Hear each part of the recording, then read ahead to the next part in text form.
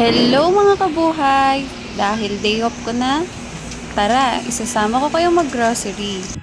So bago ang lahat, ayan, pauwi na ako. Well, alam naman natin na ilang weeks nang nag-uulan, ayan, baha pa uwi sa amin galing trabaho.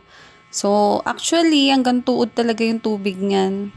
So minabuti ko nang dumiretso sa grocery store at mamili dahil ubos na yung stock namin sa bahay. So ayan, isasama ko kayo. So, anyways, dito nga pala ako namimili ng mga chicken. So, actually, fresh naman siya. Makikita nyo naman kung paano nila siya china-chop dyan and binubuklat. So, ayan, bibili lang ako ng thigh part, tapos legs, and then yung wings. So, yan kasi yung mga usually na binibili ko, yung mga nakakat na para hindi na ako mahirapang mag-cut. So, mas mura, I think mas mura kasi dito sa grocery store na pinuntahan ko kaysa sa market. Usually kasi dyan talaga ako bumibili dahil puro chicken lang talaga yung kinakat nila dyan, walang halo. So, ayan, continuous na tayo sa pag-ikot sa grocery store para mamili. So, bumili lang ako ng favorite kong delata dyan, yung Century Tuna, no. Isa yan talaga sa mga favorite ko na delata and wala na akong ibang kinakain bukod dun.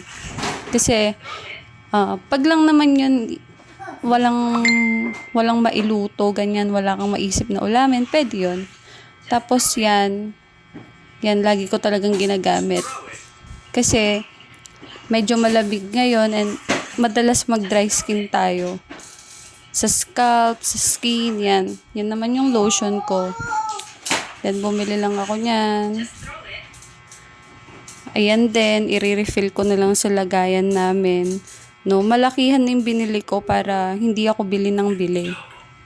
And I think mas nakakamura tayo kapag bumibili tayo ng mas malaki kasi may mga extra free laman pa siya, ganyan. So, yan, isa din yan sa favorite ko na ginagamit ng baby ko kasi hindi siya nagli-leak talaga overnight. So, yeah, yan mga kabuhay. Gaano kayo kadalas magpalit ng sponge, no, kapag uhugas kayo ng mga plato. So, kami, I think every week or 10 days, pinapalitan talaga namin siya. So, yan, bumili lang din ako ng Fabcon, kapares nun.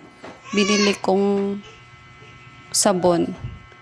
And naghahanap talaga ako ng matibay na walis. So, nakakita naman ako walis sa grocery store na to. And I think matibay naman siya kaya binili ko na. So, ayan, bumili lang din ako ng payong kasi naka-sale siya, guys. 100 each lang.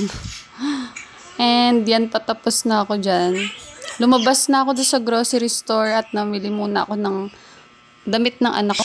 Binilan ko siya ng mga panjama niya and mga damit. So, ayan, pauwi na ako sa amin. Actually, sa lugar namin, wala talagang baha. Bihira naman bumaha talaga. And thankful ako na hindi ganon kalaki yung tubig tulad sa iba. So, yan lang yung madadaanan mong tubig doon. Very minimal lang siya. So, ito naman yung fish port. And dyan din yung ng Coast Guard. Yung station nila. And ayan. So, yun lang. Follow for more. Bye.